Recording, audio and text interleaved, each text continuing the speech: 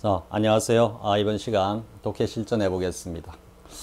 내용은 꼭 자본주의라고 꼭 한정할 수는 없지만 일반적으로 자본주의 시장에서 가격이 결정되는 어떤 메커니즘을 두고 지금 좀 살짝 비판한다라기보다도 그 정의를 조금 더 명확히 하는 부분도 있습니다. 자, 보겠습니다. 역시 비교와 관련해서 또 우리 앞에서 학습했던 내용들이 좀 다수 나옵니다.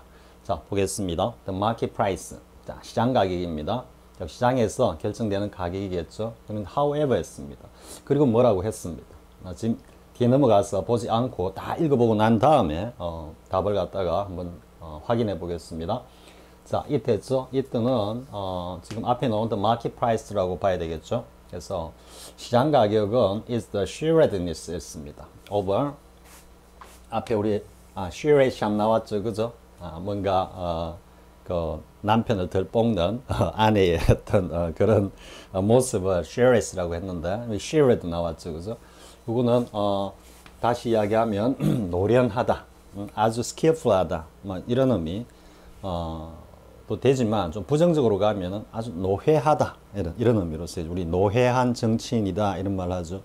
그 정치 분야에 관해서는 뭐 9단 넘어가지고 그 10단 수준에 있는 그런 어떤 정치인들을 표현할 때 he is a shrewd politician 이렇게 표현하기도 합니다. 자, 근데 이게 하나 유의해야 될 것은요. 우리 이제 부정대명사 파트에서 나온 one man 하고 나왔죠. 여기는 another 나왔죠. 그죠? 근데 밑으로 가보면은 여기는 one, the other 요래 나와 있습니다. 또 나오죠. 여기 또 one 나오고 여기 또 the other 나오죠. 그래서 이런 것들을 명확히 인지하면서 문장을 봐야 되겠습니다. 자, 여기까지 한 문장입니까? 자, 시장 가격이라는 것은 뭐다라고 하는데 이 정의가 참 재미가 있죠. 왜냐하면 여기 이제 one man 있고 여기 another가 있기 때문에 이때는 다수의 사람들 사이에 관계를 이야기하는 겁니다. A, B, C, D, E가 있으면은 A가 B, C, D, E 뭐 불특정한 다수하고 다 이렇게 연결되는 그런 의미로 사용한 겁니다. 그러니까 뭐 시장의 어떤 그 활동 주체겠죠, 그렇죠? 주체들 사이에 뭔가 sharedness, 아주 그 노련한 어떤 그런 뭐라 그럴까요? 상술 그걸 비유합니다. 상술이 서로 부딪힌 것이다. 지금 이렇게 되는 겁니다. 전체적으로 그냥 의미를 간략하게 정리를 해보면.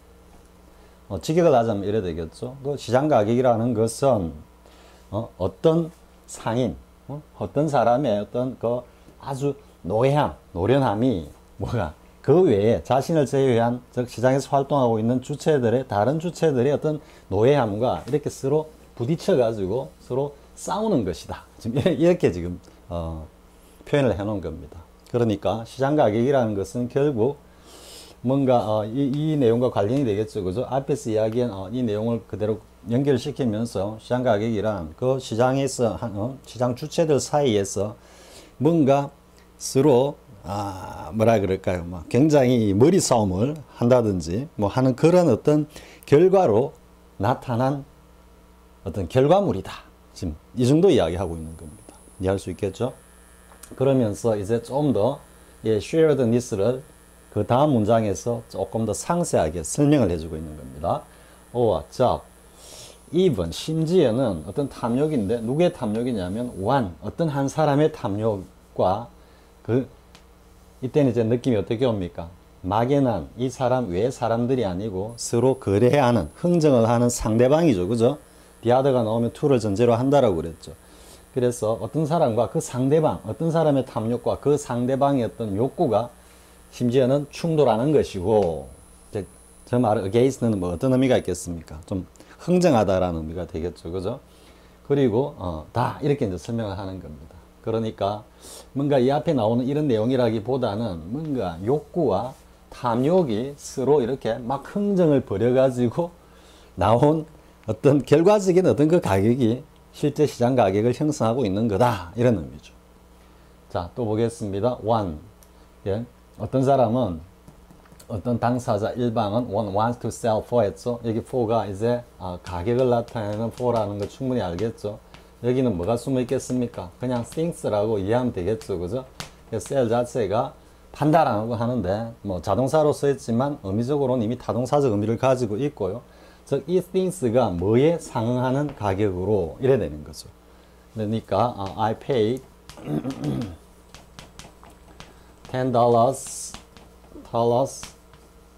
for this book 이렇게 했을 때 this book과 $10가 가치면에서 서로 상응한다. 그죠? 거의 대등한 가치를 가지고 있다 이렇게 되죠. 이때 나오는 이게 for인 겁니다. 이해할 수 있겠죠? 그래서 지금 자신들이 팔고자 하는 물건들을 갖다가 어떠한 가격에 as high 여기 또 나오죠. 우리 앞에 공부했던 거 as 강조니까 어떻게 됩니까? 바로 수식하는 high 형용사 high를 끌고 나오니까 higher price 이렇게 되죠. 그죠?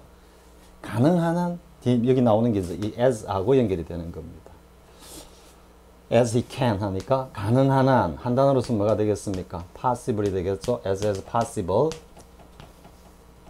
그래서 다시 쓰게 보면은 어느 한 일방은 가능한 한 높은 가격에 물건을 팔려고 하는 반면 the other 상대방은 wants to buy for as 또 나오죠. as low a price입니다.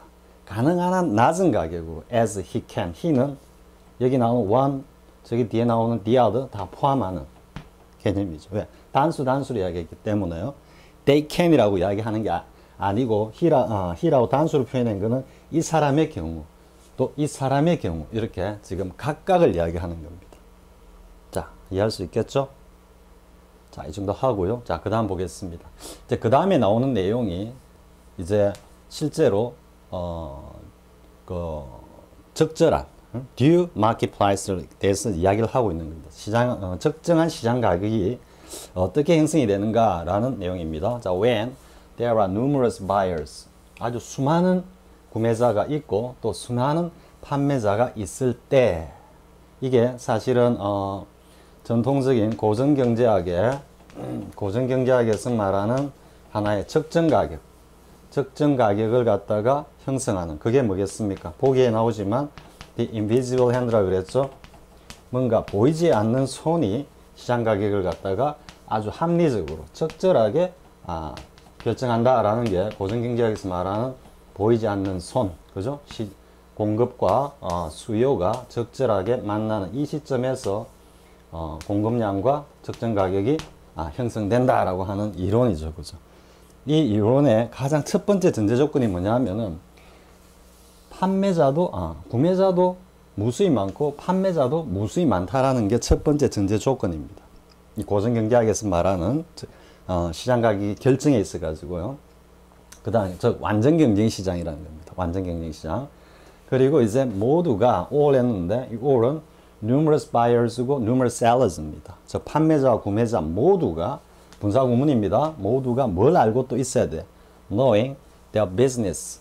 그들이 하고 있는 비즈니스에 대해서 아주 잘 알고 있어야 한다라는 의미인데 이때는 이 수많은 어떤 판매자, 구매자가 그 시장에 있어 가지고 모든 정보를 완벽하게 안다라는 뜻입니다. 그 말이 뭐냐면은 누가 얼마에 팔고 있고 저기는 누가 얼마에 사려고 하고 있고 하는 그 모든 정보를 갖다가 정확하게 알고 있다라는 겁니다. 굉장히 비현실적이죠. 그죠? 쌤이 대학 다닐 때 나중에 이야기하겠습니다만은 고전경제학 원론을 갖다가 1학년 때 강의를 듣는데 아니 경제학이 왜 이리 순진하지? 물론 경제학이 굉장히 다른 학문 철학이나 뭐 수학이나 이런 데 비하면 굉장히 일천한 유치 학문입니다. 유치라는 게 뭐 좀 뭐라 그럴까 우리가 소위 말하는 유치가 아니고 우리 유치원 그러죠. 그죠? 굉장히 어린 학문입니다. 어린 학문. 그러다 보니까 벌써 뭐 몇십 년이 지났지만은 지금은 아마 많이 경제학 자체도 이 관점이라든지 이런 것들이 많이 변했을 겁니다. 아무튼 이 두 가지의 가장 큰 전제 조건입니다. 이게 수많은 구매자와 판매자가 있고 그리고 이 시장에 참여한 시장에 참여 주체들은 그 시장 상황에 대해서 모든 정보를 완벽하게 갖고 있다. 이 두 가지가 완전 경쟁 시장의 가장 기본이 되는 전제 조건입니다. 자, 이랬을 때 the result 뭐겠습니까? 그 결과로 나타나는 뭐 시장 가격일 수 있겠죠, 그죠? 그것은 뭐 될 거다, 가능성이 높다라고 이야기하죠. A close approximation입니다. 그래서 approximation은 똑같지는 않지만 굉장히 비슷하다라는 의미인데, 그걸 다시 close를 갖고 왔기 때문에 아주 그것에 근접하는 어떤 가격이 될 거다, 이런 말이 되겠죠. To what? 그죠? The price that would be a just price 이래 되죠. 여기도 the라고 안 쓰고 어라 쓴 거는 그냥 어떠한 가격으로 그 가격이 딱 이렇게 결정을 될지는 상품에 따라 다 다를 수 있겠죠. 그러니까 불특정하기 때문에 just price 이렇게 쓴 겁니다. 자, 다시 해석을 해볼까요? 이까지만 다시 하면은 수많은 구매자와 수많은 판매자가 있고, 또 이 시장 주체들이 그 시장 상황에 대해서 모두 다 잘 알고 있을 때, 그때 결정되는 가격은 아마도 소위 적정 가격이라고 할 수 있을, 이 또 살짝 가정법으로 이야기를 하죠. 그죠? 할 수 있을 그런 가격에 매우 근접할 수는 있을 거다, 이래 되는데, 단 전제 조건이 또 있습니다. if였습니다. 그래 놓고 여기서는 will 직설법을 썼는데, 이렇게 쭉 와보면은 어디에 있습니까? were라고 나와 있죠. were. 그죠? 그렇기 때문에 지금 이거는 가정법입니다. 가정법. if 이하의 이 사실이 현실적으로는 어떻게 해야? 제대로 이루어지지 않는다라는 이야기를 하고 있는 거죠. 그죠? 자, 그 조건을 보겠습니다. The cost to, 보통 cost to, 이게 어디에 부과된 비용, 이런 의미입니다. 그래서 entrepreneur니까 기업이죠. 그래서 일반적으로 기업이고, 여기는 the person이 나왔죠. 오화로 평행구조로 연결되고 있는데, 쌤이 해석이 살짝 이상하게 돼 있습니다. 왜냐하면 그 해석상으로는 기업을 주체로 보고 쌤이 그냥 쭉 해석을 해놓은 것 같습니다. 그러니까 기업이 상품을 만들고, 그리고 이 더 퍼슨을 갖다가 뭔가 관리한다, 이런 식으로 해석이 되는데 잘못된 겁니다. 쌤이 나중에 교재를 다시 한번 손을 봐야 될 정도로 지금 오역이 군데군데 나오네요. 자, 보겠습니다. 그러면 누구의? 기업에게 부과된 비용입니다. Producing the commodities. 그 상품들을 갖다가 생산하는 기업에 부과된 비용. 즉 이건 뭐겠습니까? 생산비. 그리고 혹은 the person, 어떤 개인입니다. 개인에게 부과된 비용 하니까 개인이 사용한 비용이겠죠. Managing the distributing agency. 이건 소위 말해서 이제 뭔가 배급하는 대행기관이니까 우리 소위 말하는 판매 대리점이라고 볼 수 있습니다. 뭘 갖다가 관리하는 그 사람에게 들어간 어떤 비용. 그럼 뭐겠습니까? 이거는 유통비입니다. 유통비. 이해할 수 있겠죠? 생산비와 유통비. 뭐 광고비 따위는 전부 다 생산비에 들어간다고 봐야 됩니다.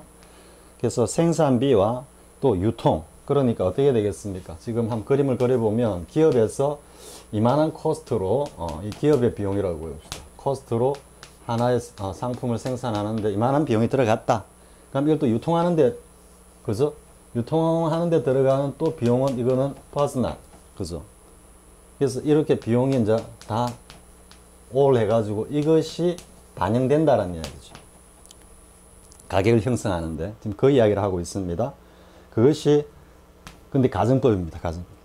현실적으로 이러지 않다라는 이야기를 하고 있는 겁니다. were all. 그것이 전부라면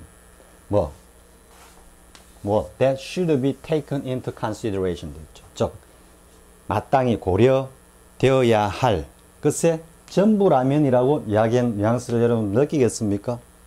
정확하게 이렇게 딱 이 부분만 하면 되는데 여기에 뭐가 개입한다라는 겁니까?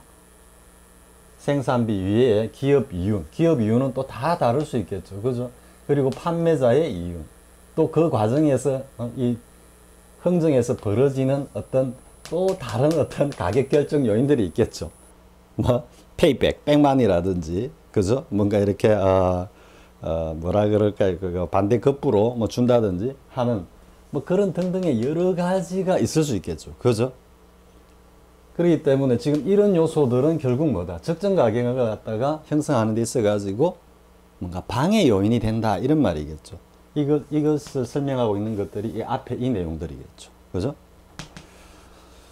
자, 그래서 실질적으로 이게 반영이 잘 안 된다, 이 말이에요. 이 외의 요소들이 얼마든지 개입되는데 그 요소들이 앞에서 언급했던 이 이야기는 그러지 않으면은 굳이 이 이야기를 꺼낼 필요가 없겠죠. 그죠? 이 이야기를 꺼낸 목적은 지금 이 all과 이렇게 연결이 되는 겁니다. 자, 다시 한번 정리해 볼까요? 어디서 붙습니까? 여기서 붙습니까? 자, 만약에 기업의 생산 비용과 그리고 어떤 유통 비용이 그 적정 가격을 갖다가 형성하는데 그것만으로 전부 다, 그것들만으로도 고려가 되고 반영이 될 수 있다면 안 된다 이 말이죠. 그죠? 그죠? 지금 여기까지 조건이죠. 그죠? 그리고, 이러한 어떤 상황에서 모든 구매자, 모든 판매자들이 그 시장 상황에 대해서 완벽한 정보를 가지고 있을 때, 그때는 비로소 뭔가 적정 가격이라고 할 수 있는 가격에 접근할 수는 있을 거다. 이렇게 이야기를 하는 겁니다. 자, 그 다음 보겠습니다. In a society where 어떤 사회냐면 막연하게 이야기하죠. The actual producer. 자, 실제로 이제 생산하는 사람입니다. The actual producer. 실제 생산자가 sells directly to the consumer. 즉 소비자에게 중간 상인을 거치지 않고 유통 과정을 거치지 않고 직접적으로 판매를 하는 그런 사회에서는 이래 되죠. 이런 사회는 직설법으로 썼기 때문에 있다라는 이야기죠. 우리도 지금 시장에 가면은 텃밭에서 그대로 그 농산물 채소 같은 거를 가지고 시장에 나가서 바로 내다 파는 아낙네들 많이 있죠. 그죠? 할머니들도 계시고. 그리고 과거 이제 화폐 유통이 이렇게 적절지 못할 때는 대부분 다 물물교환 시스템이었죠. 그러니까 이건 역사적으로도 있었고 지금도 행해지고 있다라는 의미로 하는 겁니다. Where 또 어떤 사회냐면 there is no production. 이런 어떤 생산이 전혀 없다. 어떤 생산이 전혀 없다라는 거지? On a large scale. 그죠? On enormous scale입니다. 아주 거대한 규모의, 즉 현대 기계 산업 사회의 그 대량 생산을 이야기하는 거죠. 그죠? 자, 대량 생산에 의한 그런 생산이 전혀 없다면, 근데 이 대량 생산이 어떻게 합니까? Employing hundreds and thousands of hands. 여기 또 복수단어 나오죠? 누겠습니까? 손. 일을 하는 것을 비유하니까 이 노동자들을 의미하는 겁니다. 그래서 수십만 명의 어떤 노동자들을 갖다 고용하는 거대한 규모의 그런 대량 생산이 전혀 없는 그런 사회면 역시 마찬가지죠. 그죠? 뭐 농촌이라든지 어촌이라든지 이런 데서 직접 개인이 잡아가지고 고객들한테 파는 그런 경우도 있으니까요. 자, 그 다음에 근데 이런 수십만 명의 노동자들이 have no voice, 전혀 목소리를 갖다 못 낸단 말이죠. 무엇에? 즉 영향력을 전혀 못 미친다라는 의미를 비유적으로 표현한 겁니다. In fixing the price, 그죠? 가격을 갖다가 정하는데 무슨 가격? Of the product. 그 생산품의 가격을 결정하는데 전혀 목소리를 내지 못하는 수십만 명의 노동자들을 고용하면서 생산해내는 그 거대한 대규모의 어떤 그런 생산이 없는 사회. 그리고 개인 간에 판매자, 구매자 간에 직접적으로 거래되는 그런 사회라면 then, 너무 길다 보니까 한번 탁 끊어주는 겁니다. 한숨 쉬고 가세요 이런 뜻입니다. Then the price, 그 가격은 reached by the haggling. 자, haggling of the market. 요까지죠. 그죠? 시장에서, 이 시장이 뭐겠습니까? Buyers and sellers. 그죠? 판매자, 구매자들 사이의 the haggling에 의해서 reached, 도달하는, 즉 결정되는 그 가격은 뭐다? likely to be just. 뭔가 적정 가격이 될 가능성이 많다. 이렇게 얘기를 하는 거죠. 그러면 이 just가 뭔가 이렇게 연결되는 느낌도 좀 받겠죠. 그죠? 그죠? 그러니까 지금 앞에서 이야기했던 것들은 뭐겠습니까? 앞에서 이야기했던 것들은 however라고 들어왔기 때문에 뭔가 앞에서 이야기했던 어떤 논리나 설명 이런 것들을 뒤집어 들어오죠. 그죠? 그러면서 그걸 갖다가 다시 부연 설명, 스포팅하는 과정입니다. 전체 거리. 자, 그러면서 적정 가격을 형성할 때 이러한 요소들이 정확하게 이런 것만 딱 고려가 된다면 정확하게 적정 가격이 형성되겠지만 그 위에 많은 요소들, 즉 이와 같은 개인의 탐욕, 개인의 어떤 욕구, 또 보다 더 높은 가격에 팔고자 하는 상인들의 일반적인 어떤 행태, 또 적어도 낮은 가격에 사고자 하는 그죠? 소비자들의 어떤 행태 이런 것들이 개입되면서 왜곡이 된다 이래가지고, 그래서 실질적으로 소위 말하는 고전경제학에서 말하는 이러한 완전 경쟁 시장에서의 순수한 경쟁을 통해서 형성되는, 즉 보이지 않는 손에 의해서 형성되는 적정 가격이란 이러한 어떤 상황이라야지 겨우 그 가격에 접근할 수 있는 것 같다, 이 정도로 이야기하는 겁니다. 조금 여러분들이 처음 이렇게 그냥 대충 읽었을 때하고 지금 쌤이 이렇게 같이 해석을 하면서 할 때하고 조금 느낌이 다를 수도 있습니다. 그래서 잘 챙기고요. 자, 그럼 보겠습니다. 문제를 한번 보겠습니다.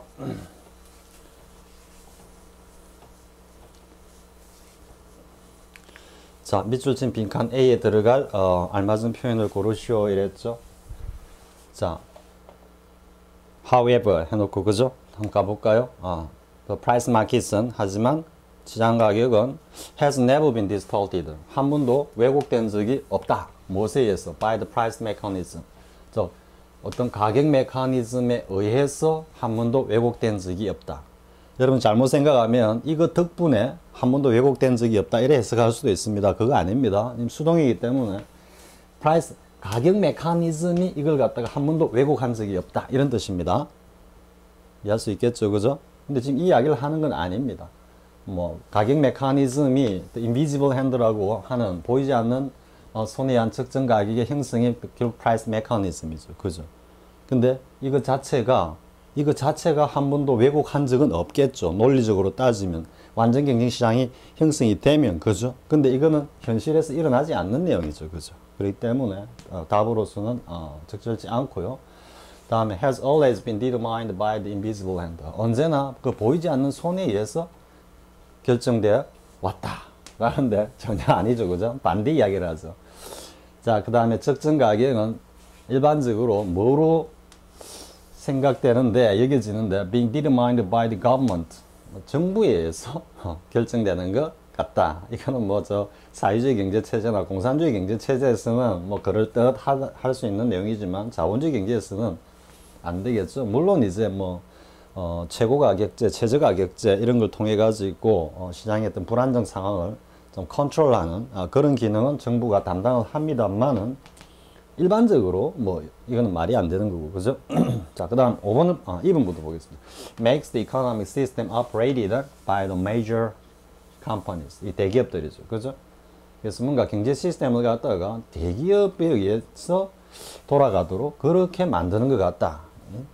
시장 가격이 말도 안 되는 소리죠, 그죠? 근데 여긴 또 일면 또 진리가 담겨 있죠. 지금 앞에서 이야기했던 그 이후에 후반부에 나오는 내용들은 전부 다 완전 경쟁 시장을 갖다가 전제로 한 내용인데 그 앞에서 나왔지만 수십만 명을 갖다가 고용하는, 근데 그 피고용인들이 수십만 명이 결코 가격의 어떤 결정에는 전혀 영향력을 발휘하지 못하는 그런 대기업들 뭐겠습니까? 독점기업, 독과점 기업들을 이야기하죠, 그죠? 이게 의해서 작용된다라는 것은 하나의 팩트죠. 요거는 쌤이 조금 이따가 이야기하겠습니다. 아무튼 본문의 내용하고는 별 관련이 없습니다. 자, 보겠습니다. 그 다음에 make no pretense of. 이 pretense 단어는 알아야 되겠죠, 그죠? pretense는 pretend에서 온 거죠. pretend.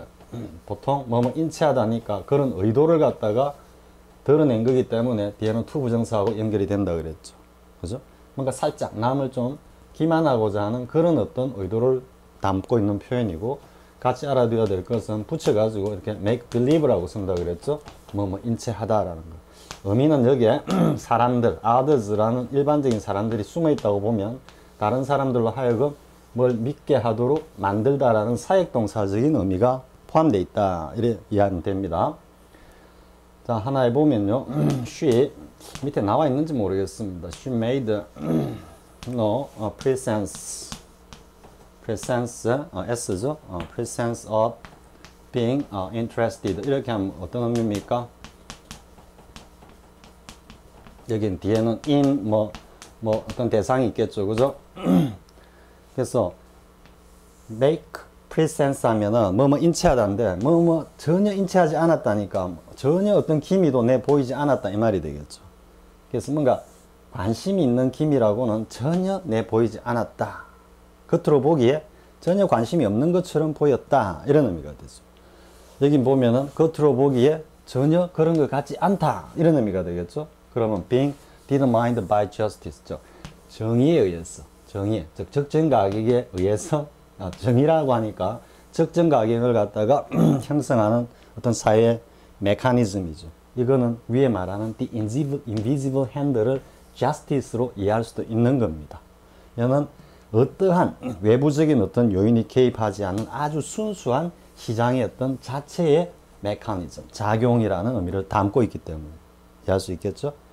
그래서 이 justice를 이렇게 갖고 와서 이해해보면 뭔가 invisible hand에 의해서 보이지 않는 손에서 그것이 결정되는 그런 기미는 전혀 보이지 않는다 하고 가보니까 그 다음에 적정 가격은 뭐다?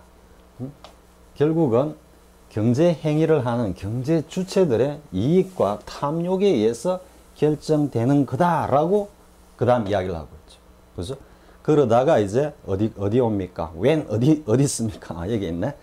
자, when 여기서부터 다시 이제 적정 가격이 형성되려면 어떠한 시장에 있어서의 어떠한 전제 조건들이 충족되어야 하느냐라는 것을 이야기하고 예를 들어서 설명하는 겁니다. 그 전체의 어떤 논리의 흐름, 논조의 흐름을 갖다가 이해할 수 있겠죠? 자, 이 정도 하고요. 그 다음에 이제 해글과 가장 가까운 뜻을 가지는 것은 모르겠습니다. 지금 이 강의를 듣고 있는 보고 있는 학습자들 중 가운데 마빈 해글, 슈가레이 레너드 또 누가 있습니까? 쌤 또 잘 기억이 안 나네. 하도 이제 오래돼서 그런지 옛날 복싱 선수들 알렉시스 알게이오, 쿠에바스 이런 당시가 복싱의 완전 그 전성기였습니다. 지금 UFC하고는 비교가 안 될 정도로 그런 타이틀전이 벌어지면은 물론 우리 홍수환 선수도 있었지만은요. 그 세대에는 뭔가 세계 타이틀 매치가 있다라면 길거리에 자동차들이 거의 없었습니다. 그 정도로 그때 이제 미들급을 평정했던 마빈 해글러라는 권투 선수가 있습니다. 그 해글입니다. 여기 이제 해글러. 그래서 해글이 본래 뜻은 흥정하다라는 뜻입니다. 흥정하다. 그러니까 마빈 해글러니까 해글러 집안이 본래 이래 좀 장사를 하는 그런 집안 내력을 가지고 있었는지 모르겠습니다. 그래서 해글이 뭔가 흥정하다라는 뜻입니다. 해글. 근데 정답은 박인입니다. 여러분들 이거 조금 과하게 나가면 struggle로 가기 쉽습니다. 그래서 박인 자체가 본래 흥정하다 이런 뜻입니다. 흥정하다. 근데 쌤이 앞전 시간에 한번 into the bargain을 설명하면서 조금 설명이 약간 어긋나 삐끗했던 그런 느낌도 좀 있습니다. 뭐냐면은 이게 본래 이제 덤으로 준다라는 의미에서 bargain 자체가 우리가 bargain sale 하면 bargain sale 하면은 이게 이제 할인해 준다라는 뜻으로 이래 왔다라고만 설명하고 말아버렸는데요. 이런 의미에서 그치는 것이 아니고 bargain 자체가 뭔가를 할인하다라는 의미도 있습니다.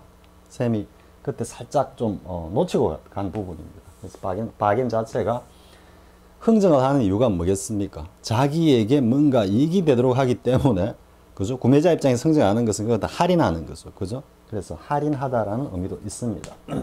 할인하다 또 뭐다? 흥정하다 이런 의미죠. negotiate는 좀 다르죠. 그죠? 이거는 협상하다는 뜻이니까 조금 뉘앙스가 다르죠. 그죠? struggle은 투쟁하다, smuggle은 요거는 몰래 들여오다, 밀수하다 이 말이고 기글은 좀 끼끄끼끄끼끼끼거리고 웃는 모습이라 그랬죠. 그죠? 자, 이 정도 하겠습니다. 자, 그 다음에 이제 시장경제체제에서 적정 가격이 형성될 수 있는 여건을 본문의 내용을 참고해서 설명하시오 그랬죠. 본문의 내용으로 돌아가면 뭐가 있겠습니까? 처음에 numerous buyers and numerous sellers죠. 그죠? 그러니까 본문에 나와 있는 내용만 가지고 보면은 일단 수많은 구매자와 판매자가 있어야 하고, 두 번째는 이 시장 주체들이, 행위 주체들이 그 시장 상황에 대해서 모두 다 완벽한 정보, 지식을 갖추고 있어야 되고, 그리고 세 번째는 뭐가 되겠습니까? 기업의 생산 비용과 그리고 어떤 유통 비용이 적절하게 가격에 반영되어야 한다. 그죠? 요렇게 이제 정리를 하면 되겠죠. 자, 내용은 뭐 이 정도 하면 될 것 같습니다. 근데 보면 상당히 우리가 앞에서 학습했던 많은 내용들이 나오죠. 이게 뭐 쌤이 조금만 또 다른 이야기를 하면은, 쌤이 아까 한 이야기가 뭐냐면 그 경제학 원론을 갖다가 듣는데요. 여러분들이 혹시 아실는지 모르겠습니다. 임원택 교수님이라고 계십니다. 쌤이 이제 1학년 1학기 때인가 2학기 때인가 모르겠습니다. 경제학 원론을 들으면서 경제학과에 임원택 교수님 뭐 신청해가지고 들었는데, 나중에 알고 보니까 임원택 교수님이 뭐 서울대가 낳은 3대 천재 중에 한 분이다 이렇게 이야기를 하더라고요. 그래서 이 분이 쓴 책이 제2자본론이라는 책이 있습니다. 제2자본.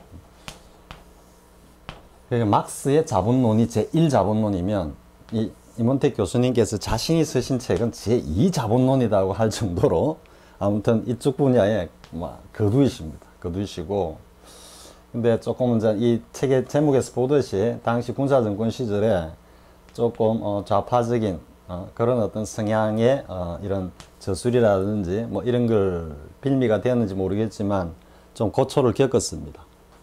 군사정권 하에서. 그래서 몸이 굉장히 불편하신 상황에서도 정말 어렵게 판서를 저쪽 끝에서 이쪽 끝까지 한번 이렇게 쓰시는데 거의 한 줄 쓰시는데 한 2, 3분 정도 걸립니다. 천천히. 그래 이제 은혜 교수님한테 강의를 들었는데, 사실은 이제 그 강의 효율은 그렇게 안 나죠. 그죠? 안 나는데, 아무튼 그 강의 효율을 떠나가지고 교수님께서 그 어떤 상태의 몸으로 그렇게 열정적으로 강의를 하시는 모습이 너무나 감동적이었고요. 그래서 이제 2층에, 강의실 바로 2층에 경영학과 친구들이 듣는 경제학 원론 있었는데, 그때 당시 교수님이 그 총리를 했던 그 한성수 교수님. 그 올라가서 이제 임원택 교수님이 이제 휴강도 좀 자주 하시고 이러니까 하면은 빈 시간이나 이러면 이제 위층에 올라가서 듣습니다. 듣는데 친구들하고. 그때 쌤이 느낀 게, 뭐 이제 시장 가격 뭐 제일 기본이 공급과 수요가 만나고 이게 뭐 적정 가격이 형성되고 인비지블 핸드가 시장 가격을 결정하고 뭐 이렇게 하면서 이 완전 경쟁 시장의 어떤 그 조건도 수많은 구매자가 있고 시장 상황에 대한 정보를 완벽히 숙지하고, 그리고 뭔가 그 또 하나가 뭔지 지금 정확하게 모르겠지만 이 접근 가능해야 되죠. 그죠? 정보만 알고 있으면 안 되니까. 그러니까 사고 싶으면 언제든지 지리적 이동이 가능해 가지고 가서 그 물건을 탁 살 수 있는 그런 상황을 전제 조건으로 하는 게 고전주의 경제학에서 내세운 완전 경쟁 시장에서의 적정 가격의 어떤 결정이다. 이래야 되는 거예요. 선생님 가만히 듣고 있어 보니까, 아니 왜 경제학이 왜 이렇게 순진한 거야? 도대체 저런 비현실적인 걸 전제로 두고 어떻게 이 복잡다단한 경제 상황을 분석한다라는 거지 했는데, 물론 그런 게 있죠. 그죠? 뭐 어떤 학문이든지 그 베이스가 되는 게 있죠. 그죠? 어떤 가장 중요한 어떤 개념을 담고 있다든지 하는 그런 가장 베이스가 되는 내용이기도 합니다. 이게 어쨌든 경제 행위에 있어 가지고 가장 기본적이고 이상적인 어떤 그런 뭡니까?